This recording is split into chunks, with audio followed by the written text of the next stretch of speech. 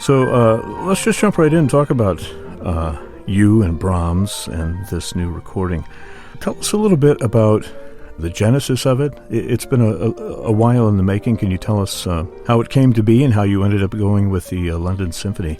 Yes, certainly I played the piece for many, many years and have had the privilege of playing it with many different orchestras, wonderful different orchestras and conductors. And the opportunity came up through Decca to record the second concerto. And so, the London Symphony is sort of a master of doing these kinds of projects. They have the Abbey Road Studios, which is very convenient right in the heart of London.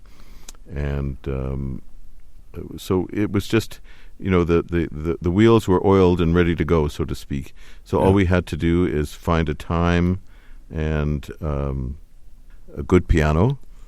And that's always important, I imagine. Yeah, and so I'm sort of at a stage in my life, where I teach it at the Jacob School of Music at Indiana University, which I love. And when you teach music like this, it's nice to be able to show your students that, well, here's my attempt at it. So, but it's also on a much more deeper level. It also is one of my favorite pieces. It's one of the greatest works of music ever written, and one of the most challenging to play. Yeah, you talk about it as climbing Mount Everest, as it were. Yeah, there is that analogy. I think also there is hopefully after one works out many aspects of it, that you're sort of floating over Mount Everest and looking down, at the horizon and the panorama, etc. When you it's kind of like the runner's high, I guess, when you kind of reach that point. I think so, yes, especially the second and third movement of the concerto.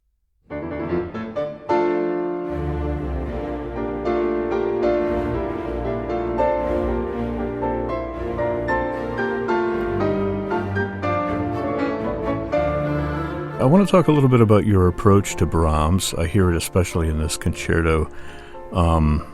There are so many different emotions wrapped up in this concerto, and you hear it right away, back and forth. There's kind of the humility of Brahms, the authenticity of Brahms, and then there's the heroic, passionate side. And I think you really play into both of those sides of Brahms really well. It really comes out, and I wonder if that's a conscious thing on your part, or if it's just a matter of feeling. It's both, actually. I think you really identified, the primary important parts. Yes, it's a struggle, but it's also very rewarding, and there's that additional element, which is the spirituality of the music. I remember when I was very young, conductor saying he was conducting a youth orchestra, and they were doing a Brahms symphony, and at one point he got really, really excited, and he said, "Ladies and gentlemen, just do what he wrote. He knew what he was doing.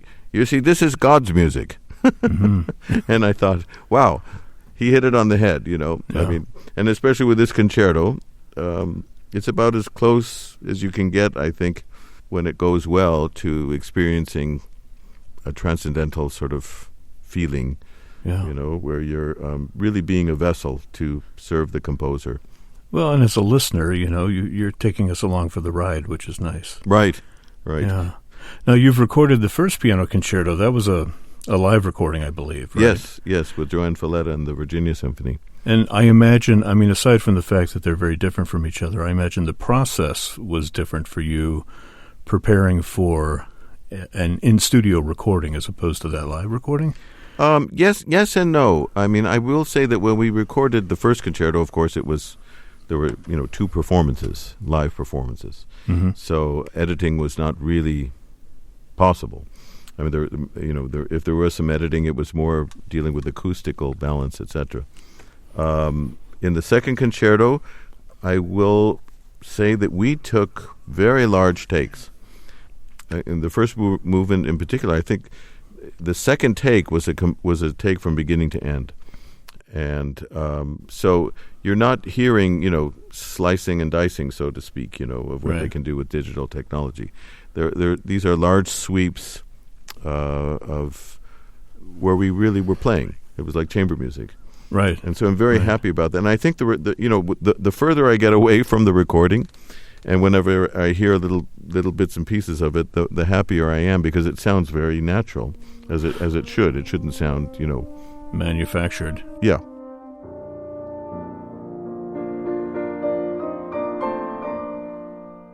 You say that you've known this concerto for a long time. What's your history with Brahms? I know you grew up on the West Coast, right? Yes. In a musical family. Yes.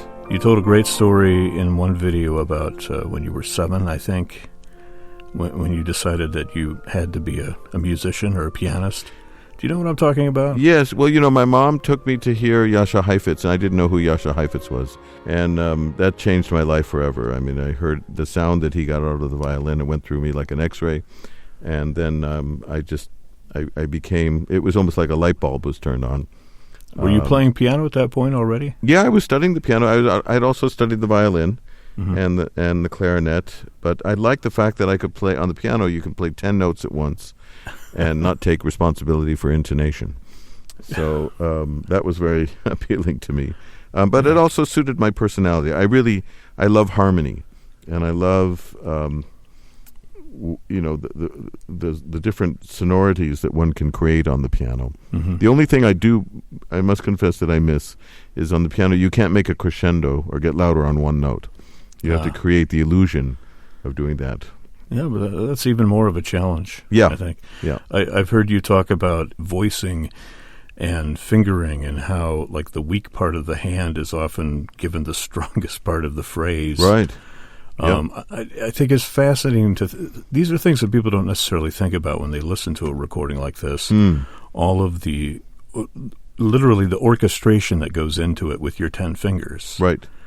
Well, I always like to think of it as 10 singers, not 10 fingers. Oh, yeah. Because Brahms, to me, is a choir composer, meaning that he writes chorally for symphonies and also pianists and chamber music. It's basically, the working through of harmonies in a very chorale-like way.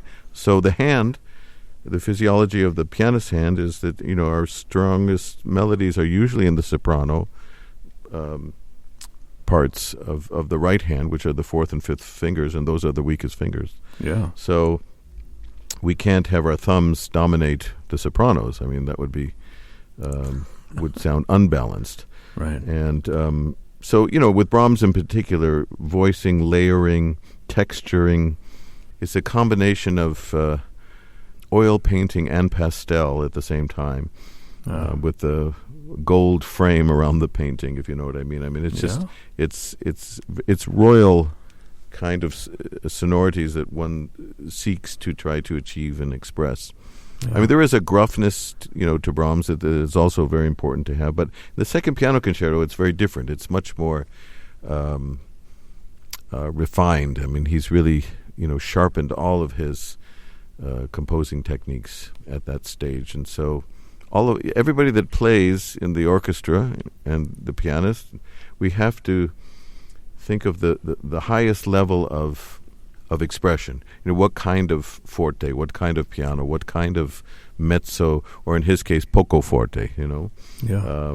What kind of pedaling do you use? How do you shape phrases, etc. It's a constant. It's like, if you were working on a kiln trying to shape clay, it would just never end, because there were endless possibilities of how to form the design that you want. And I think Brahms gives us that opportunity. I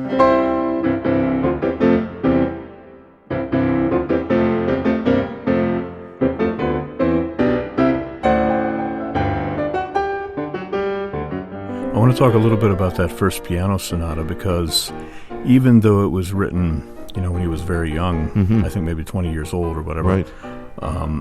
It still has this sense of trying to fit a symphony into those 10 fingers. Absolutely. Can you talk about that a little bit? Yeah, I mean, it's, the opening measure is a direct quote from the Hammerklavier of Beethoven.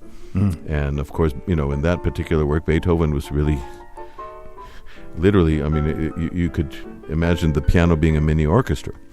And Brahms does the same thing with all three of his sonatas.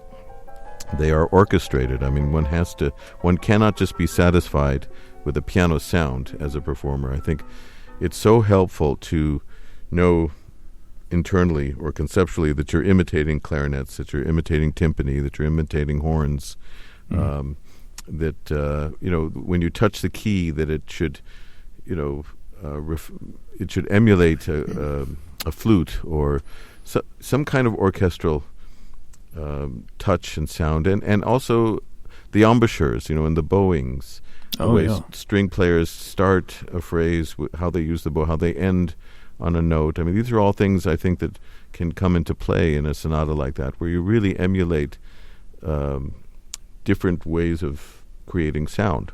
Not and just kind of like the dynamics, you have to create the illusion of that sound. Absolutely. Yeah. It's so interesting.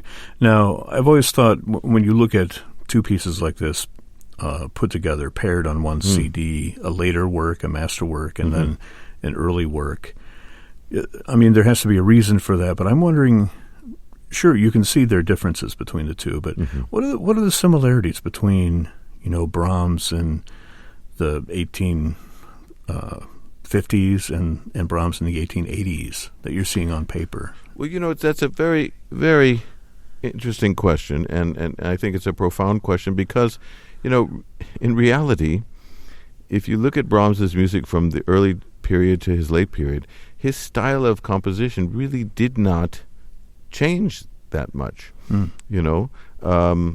and so there is a thread that goes, I think, throughout all of his compositions, including, the chamber, music for strings, the clarinet, the symphonies.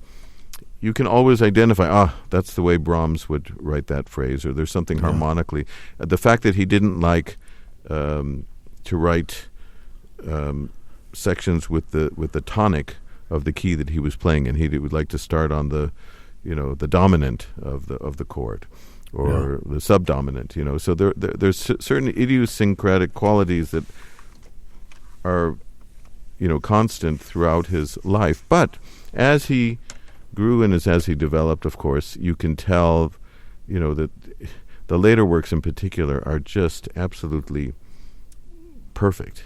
But even his earlier works, he was so particular, and so he threw out and destroyed things that he felt didn't represent his best efforts. But even in the first sonata, I mean, you get this exuberance, of youth and the influences of Beethoven and Bach with counterpoint and polyphony that I find very invigorating and very challenging to play. I just played the first sonata twice in the last week on a recital program, and I must tell you, it takes a lot of energy and a lot of strength. I mean, but that's true of everything that Brahms wrote. Yeah. Well, I think the two pieces complement each other nicely. Oh, I'm glad you think so. Wonderful performances on both accounts. The album is from Decca Records, music of Johannes Brahms, Piano Concerto No. 2, along with the Piano Sonata No. 1 from pianist Norman Krieger. Thanks so much for joining us and talking about this recording here on FM 91. Thank you. It was my pleasure.